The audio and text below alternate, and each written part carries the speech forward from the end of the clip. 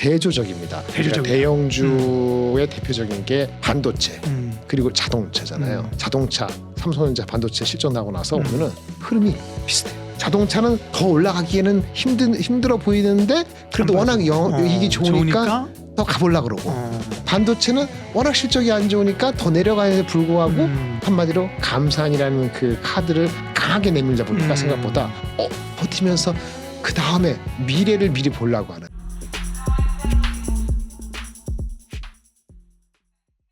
안녕하십니까. 예민수의 경제토크 시작합니다. 바야흐로 실적 시즌을 지나고 있는데요. 뭐 생각보다는 좋게 나오는 것 같으면서 실적에 대한 부담감도 또 있고요.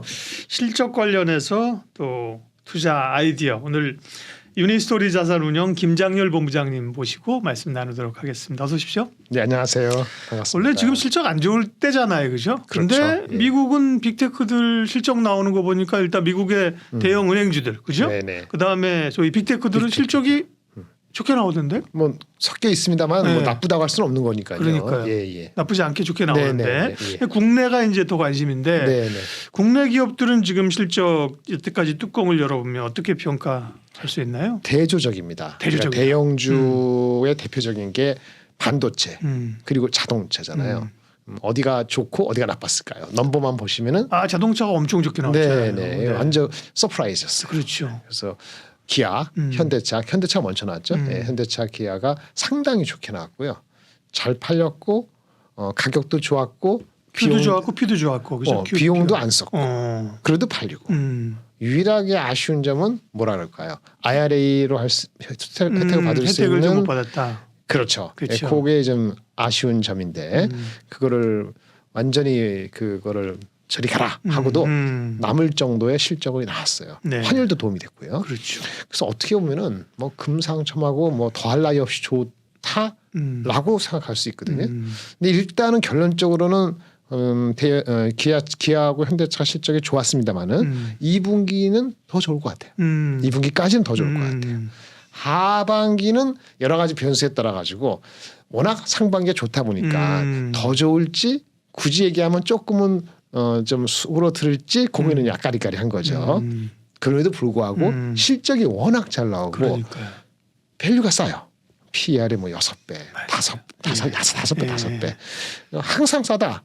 그렇게만 보기에는 내용적으로 보시면 좀 그런 거거든요. 그래서 오늘 말씀드릴 수 있는 거는 이제 기아나 현대는 너무 좋았다. 대표적으로 한 단어로 하면은 기아의 한 분기 플러스 3조가 조금 못 미치는데 거의 3조를 합시다. 네네. 플러스 3조 네. 영업이익. 네. 대조적이라 말씀드렸잖아요. 대조적인 게 뭐죠? 안 좋은 거 반도체. 하이닉스는 부업만 바꾸면 돼요. 마이너스 3조. 그러니까 근데 이게요 잘 나온 거예요. 잘 나온 거라고요? 마이너스 4조 넘을 줄 알았는데 마이너스 3조 3천억 1조 정도가 덜 나빴어요. 나름 선방한 네. 거다. 근데 뭐 마이너스 3조 얼마인데 그러니까. 좋다고 할 수는 없는 그러니까. 거죠. 예. 뭐 근데 실적은 안 좋았고요. 정확히 말씀드리면 2분기 실적도 그 마이너스 3조 매천보다 얼마나 좋아질지 아직은 모르겠어요. 그렇죠. 마지막으로 네. 한국의 대장주. 요즘 워낙 2차 전지가 나이치다 보니까 네. 곧 몇 년 내로 1등이 바뀐다. 뭐 이런 얘기까지 나오는데 삼성전자 네. 6천억 흑자. 참 초라하죠. 흑자. 예. 초라한 성적표. 삼성전자로 네. 그러잖아요. LG전자가 1조 몇천억. 맞아요. 일제 영업이익. 영업이익. 예. 근데 삼성전자가 6천억이나 흑자라는 게 중요한 게 아니고 반도체 적자난 게. 예. 4조요? 4조 5천억. 4조 5천. 규모가 크니까 마켓시가 크니까 예. 적자날 때도 어떻죠? 빵짝 나는구나. 예. 하이닉스보다 더 난 거죠. 그렇죠.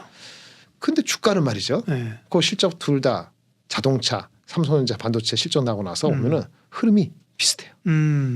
이제 더 이상 안 빠질. 그러니까 자동차는 더 올라가기에는 힘들어 보이는데 그래도 워낙 이익이 좋으니까 더 가보려고 그러고 반도체는 워낙 실적이 안 좋으니까 더 내려가는데 불구하고 한마디로 감산이라는 그 카드를 강하게 내밀다 보니까 생각보다 버티면서 그 다음에 미래를 미리 보려고 하는.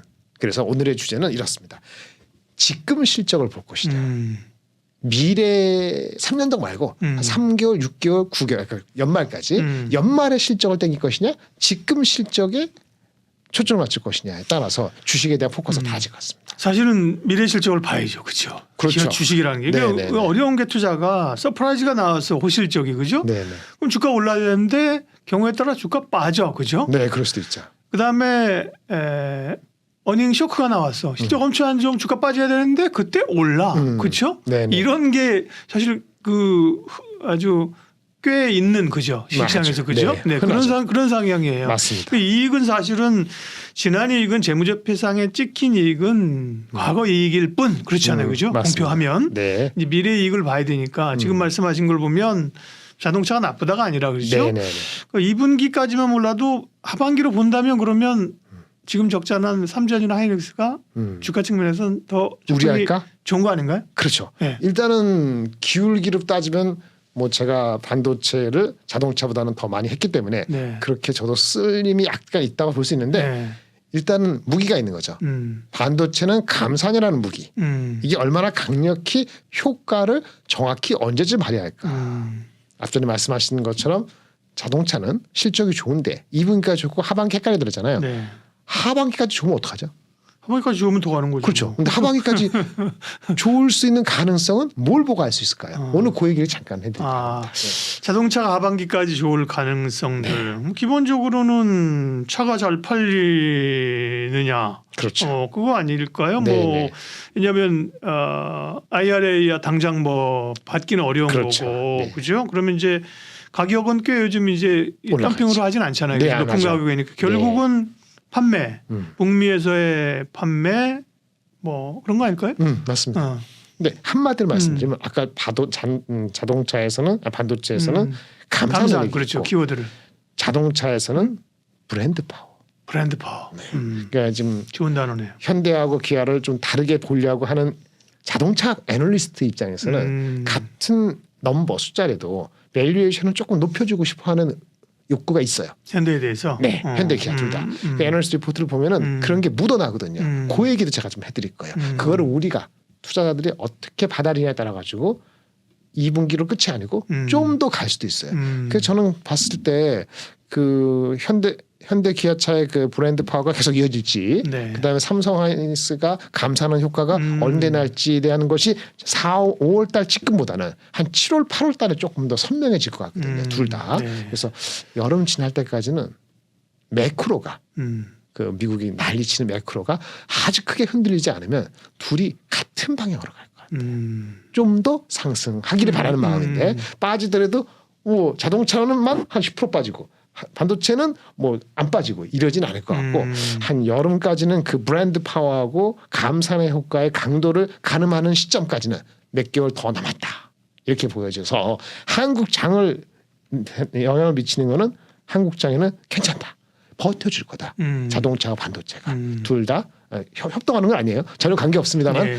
각각의 힘 브랜드하고 그 감산이라는 힘이 소용이 없네 아니야 의외로 브랜드 파워가 질기네 감산의 효과가 크네 그거를 확인되는 우리 여름 휴가 때까지는 전체적으로는 장에서는 그래도 버팀목이 되지 않을까 이 정도로 말씀을 드릴 수 있을 것 같아요. 엄청나게 좋은 그 아이디어시네요. 키워드 2개로 그죠? 네. 자동차와 반도체의 향후의 포인트를 딱 잡은 거잖아요. 브랜드? 그러면서 주가나 시장에 미치는 영향 두 가지 조금만 더 여쭤볼 텐데 일단 네. 두 번째부터 브랜드 파워부터 얘기하면 삼성증권에서 얼마 전에 한 2주 된 것 같아요. 그죠? 네. 2026년 되면 현대기아차가 글로벌 넘버 원으로 갈 수 있다. 그런 얘기도 그렇게 했었죠. 얘기했잖아요. 그죠? 네. 그럼 그런 게 소위 이제 브랜드 파워잖아요. 그죠? 그 근간은 그걸 가지고 말씀하시는 그러니까요. 것 같습니다. 예, 이제 물론 전기차는 지금 미국에서 보조금을 못 받았지만 아직까지는 미국 시장에서 전기차 침투율이 그렇게 높은 건 아니라면서요. 그렇죠? 가장 낮죠. 지금 내연기관도 파는 거고. 하는 거죠. 그 전기차에 대응할 수 있는 수준쯤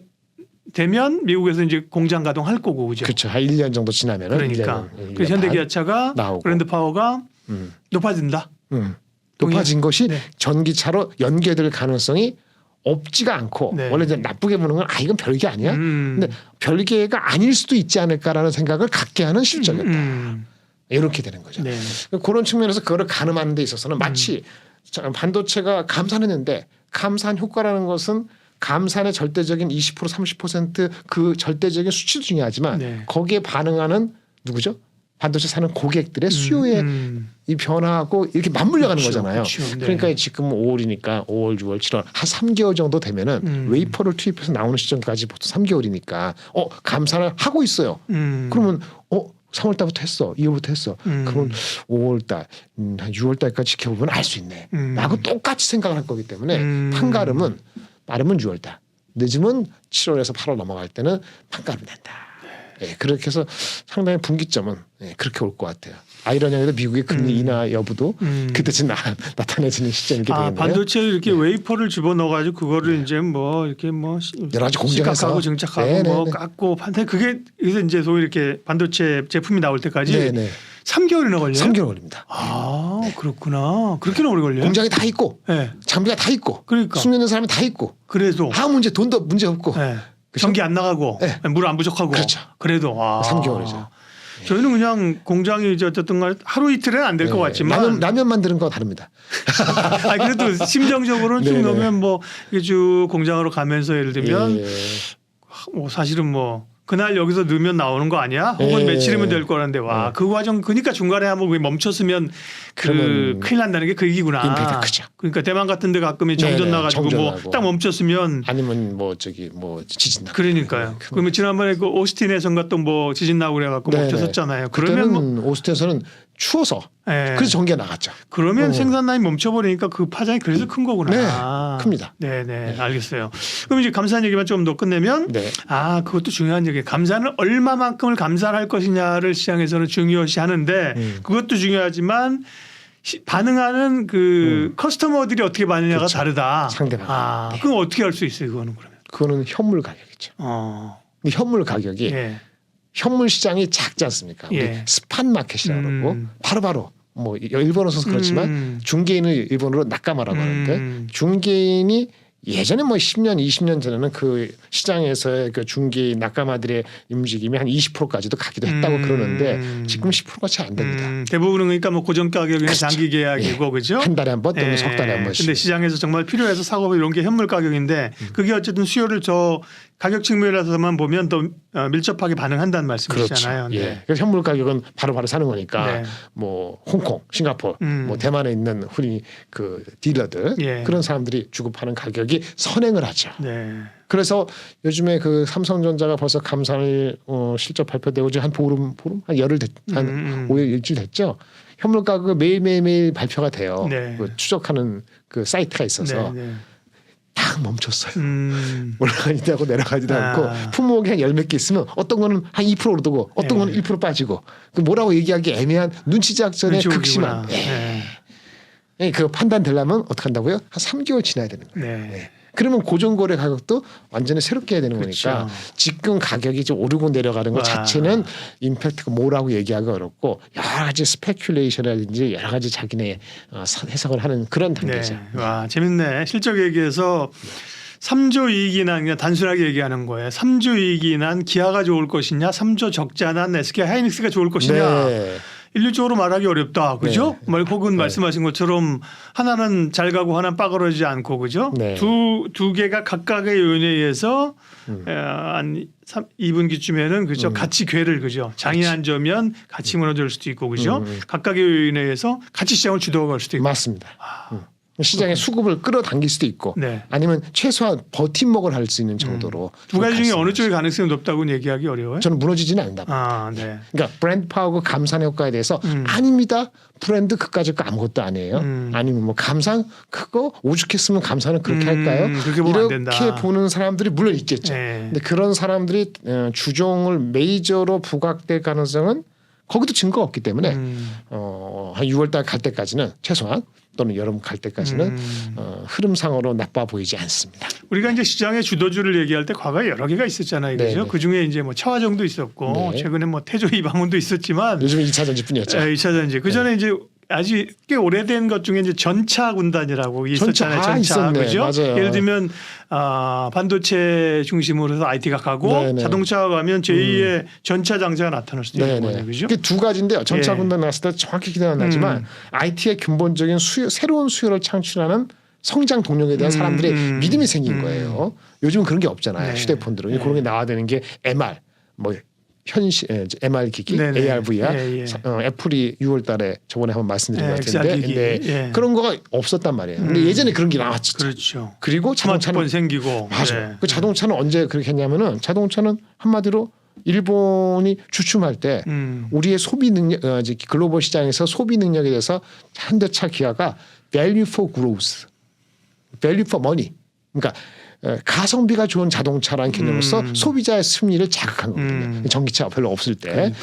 그래서 그게 맞아떨어졌을 때 전차 운동에 간 거예요. 네. 어쨌든 소비 능력이 있을 네. 때니까 지금보다는 참 좋았던 시절이고 지금은 아직은 거기까지 가기에는 좀 기다려야 되는 그런 네. 입장입니다. 실적 관련해서 사실은 실적을 관통하는 두 개의 키워드, 두 개의 핵심적인 기업을 가지고 네.